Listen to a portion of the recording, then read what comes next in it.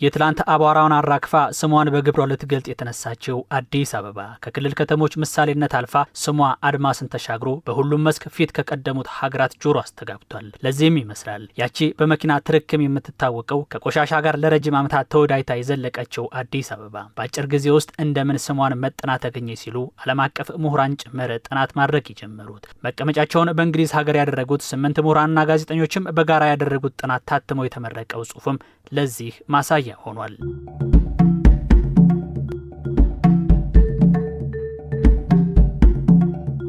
ጋዜጠኛው ዳንኤል ካርል ደግሞ በጥናቱ ከተሳተፉ ሰዎች መካከል አንዱ ነው። ጋዜጠኛ ዳንኤል እንደሚለው ታዲያ ከዓመታት በፊት የምናውቃት አዲስ አበባ በጥቂት ዓመታት ውስጥ ያከናወነችው የከተማ ልማት ግንባታ ዓለም ሁሉ ሊያያቸው ከሚጓጓላቸው ከተሞች ተርታ አሰልፏታል።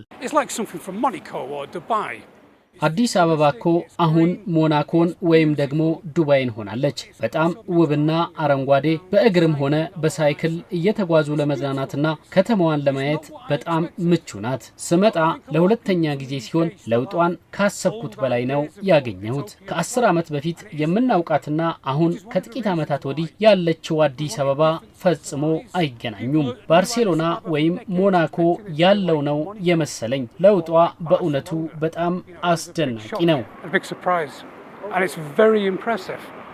ታላቅ ራዕይን ያነገበ ከዛሬ አልፎ ለቀጣይ ትውልድ ወረትን ለመጣል የሚተጋ መሪ መኖር ለከተማ በዚህ ልክ ለመቀየር እርግጥ ማርሽ ቀያሪ ሆኖ ተገኝቷል። ለመዲናዋ በዚህ ልክ መለወጥ በርካታ ምክንያቶች አሉ። በዋናነት ግን ከተማዋን በዚህ ፍጥነት ለመለወጥ የመሪዎች ፍላጎትና ራዕይ ቀዳሚ ነው። እንዳየሁት በአጭር ጊዜ ሊጠናቀቁ የማይችሉ ትላልቅ ፕሮጀክቶች ናቸው የተከናወኑት። ለዚህ ደግሞ የፖለቲካ ቁርጠኝነትና የመሪዎች ሚና ትልቅ ድርሻ አለው።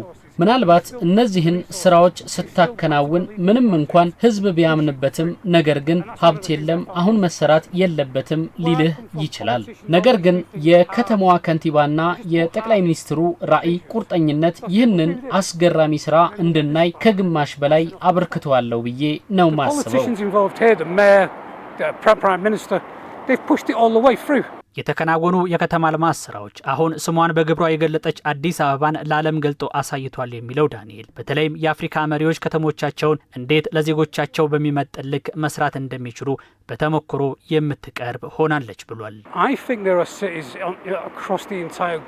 በታተመው መጽሐፍ ውስጥ ጽፌያለሁ። የአፍሪካ ከተሞች ከተሞቻቸውን እንዴት መገንባት እንዳለባቸው ከአዲስ አበባ መማር አለባቸው። አዲስ አበባ ባከናወነችው የከተማ ልማት ስራ ውስጥ ዘመናዊ የጤናና የትምህርትን ጨምሮ በርካታ ማህበራዊና ኢኮኖሚያዊ አገልግሎቶችንም አጣጥማለች። ከዛ ውጪ በአሜሪካና የምስራቅ አውሮፓ ከተሞች ያለውን የአረንጓዴ ሽፋንንም ለማየት ችያለሁ። ከአፍሪካ ባሻገር የዓለም ከተሞች ከአዲስ አበባ መማር አለባቸው ብዬ ነው የማስበው።